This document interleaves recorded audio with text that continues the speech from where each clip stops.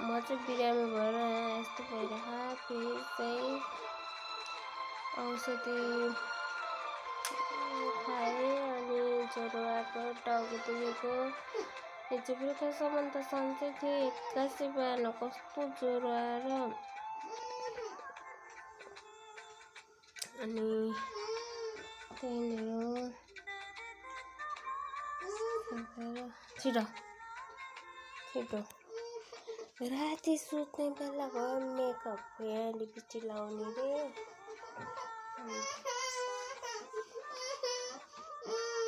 लडे नपल्टे सबैजना सुतिसकेर भोलि चाहिँ उठ भन्नुपर्छ अहिले आएर होमवर्क पनि गरे छैन अनि आफूलाई बिराम भइरहेको बेला कन गरे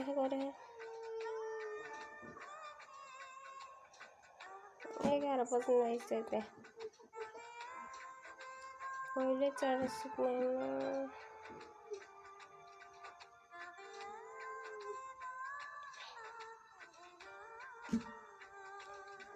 सफाई यता गर्नु भोलि बिहान बनाउँछु भिडियो भ्लग है अस्ति भिडियो बनाएर मैले अपलोड गर्नै पाएको छैन कि अनि त्यहाँनिर साथीहरू कस्तो टाउको चिलाएको आज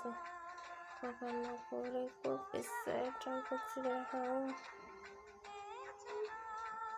कस्तो भएको पनि धेरै गाह्रो होइन क्या बिरामी त कस्तो एक्लो महसुस हुन्छ मलाई त अनि त्यहाँमाथि कोही होइन आफ्नो इष्टमित्र यता मम्मीहरू त हुनुहुन्छ के गर्नु मम्मीहरू आउनु भएन अनि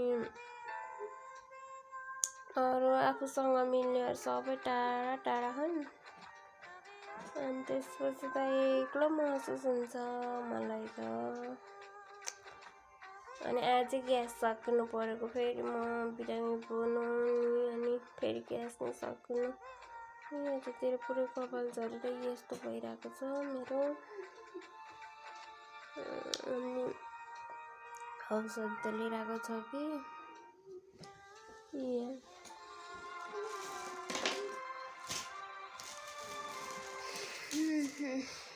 यति औषधि लिइरहेको छ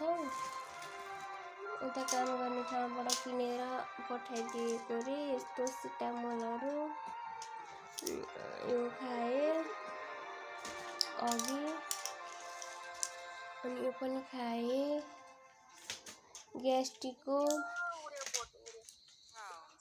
अनि त्यसपछि यो टाउको दुखेको साथीहरू 2 टाइम खाएछु कि मैले अनि भयो न अनि त्यसपछि यो पनि के को यो नि ग्यास्ट्रिकको रहेछ खाना पछि भनेको थियो क्या तर मैले यो खाना बिर्सेछु है यति औषधि किनेर पठाइदिनु भएको रहेछ अनि ग्यास सकेको थियो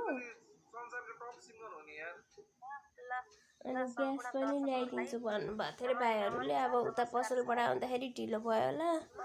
सायद अनि ल्याइदिनु भएन अब ल्याइदिनु भएन नल्याइदिए नि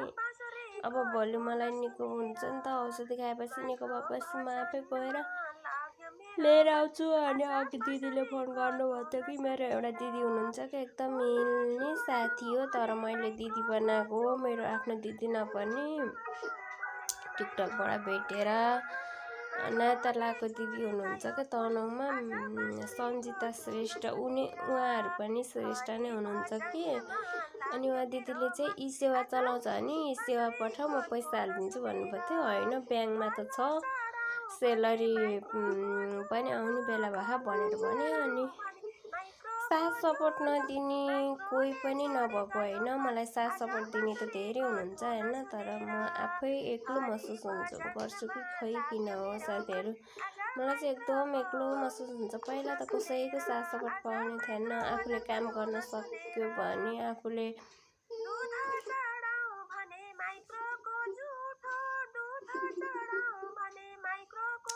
भिडियो बनाइराखे रातो नानी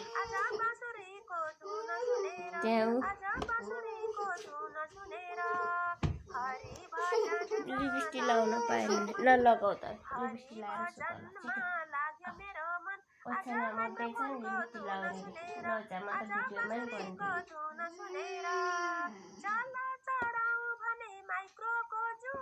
मेरो छोरी यत्रो 10 वर्ष भइसक्यो ओछ्यानमा मुद्दैछन् साथीहरू हजुरहरूको बच्चाहरूले कति वर्षसम्म ओछ्यानमा सुसु गरे भन्नु होला है कमेन्टमा मेरो छोरी चाहिँ ओछ्यानमा सुसु गर्छिन् आज नि हामी बिस्तारै यस्तो भन्नु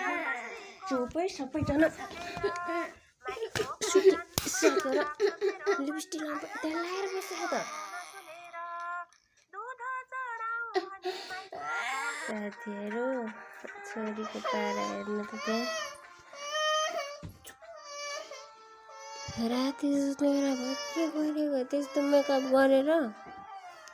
अझ लिपस्टिक लाउन पाएन भनेर हेर्नु त त्यहाँ ल आऊ सुत्ने छिटो सुत्ने होइन हेलो साथीहरू मेरो रुम हेर्नु नि यहाँ कस्तो रुम के हो यस्तो हालत छ्या अब म चाहिँ कामबाट नै आइसकेँ फेरि भरे जानुपर्ने हुन्छ है अनि रुमको हालत हेर्नु यस्तो यहाँ बिहान बाछा यहीँ भाँडा अनि यहीँ अब भोलि आज त होइन आज सफा गरेर भोलि चाहिँ रुम टुरको भिडियो बनाउँछु मैले भने होइन जस्तो जाने त्यस्तै सबैजनाले रुम टुरको भिडियो बनाउँछ मैले पनि रुम टुरको भिडियो बनाउँछु होइन रुममा अब सामानहरू नभए पनि राम्ररी मिलाएर चाहिँ रुमको भिडियो बनाउँछु साथीहरू आजलाई चाहिँ भिडियो यति नै भन्नुपर्छ होइन समथिङ आज पनि 6-7 मिनटको भिडियो भयो कि होइन कतिको भयो पहिला मैले 3-4 मिनटको भिडियो राख्थेँ भने मैले अहिले चाहिँ 6-7 मिनट 8-10 मिनट त्यसरी राख्ने गरेको छु होइन फुल भिडियो हेर्दिनु होला नयाँ साथीहरूले मेरो युट्युब च्यानललाई सब्सक्राइब पनि गरिदिनु होला भिडियो फुल वाच गरिदिनु होला यहाँ कानमा लगाएको त कहाँ पो हराएछ हौ अनि मेरो पालो रिस उठेर यताको पनि फुकालेर फालिदियो अस्ति बिरामी भएर सुत्ने बेलामा पेची उक्केछ अनि त्यसपछि त यत्रोको टप त हो है अनि त्यसपछि त हराएछ भने म त अनि यसो अघि ऐनामा हेरेको उता काम गर्ने ठाउँमा अनि देख्दैन एउटा कानमा मात्रै टप लाएर हिँडेको रहेछ मेरो पालो यो पनि फुकालेर फालिदिएँ साथीहरू त्यही हो मलाई चाहिँ यहाँ गर्मी भएर यस्तो पसिना आइरहेको अनि नानी चाहिँ खाजा लिन गएको हो आज मासु खाने भनेर मासु चाउचाउ खाने रे लिन गएको छ सायद यो भिडियोमा त धेरै हुन्छ भोलिको भिडियोमा आउँछ त्यो भिडियो चाहिँ होइन खाजाहरू खाएको अनि मासुहरू के बनाएर कसरी बनाएर खायो भन्ने भिडियो त्यो भिडियोहरू चाहिँ भोलि आउँछ साथीहरू आज भिडियो खोइ कति भयो अघि कति भयो थियो अघि त यस्तो ढिलो भएर मैले भिडियो बनाउन सकेन किनकि उता काममा जान पनि ढिलो भइरहेको थियो अनि त्यसपछि नानीलाई खाजा पुर्याउन पनि ढिलो भइरहेको थियो कि 1 बजे ठ्याक्कै खाजा छुट्टी हुन्छ अनि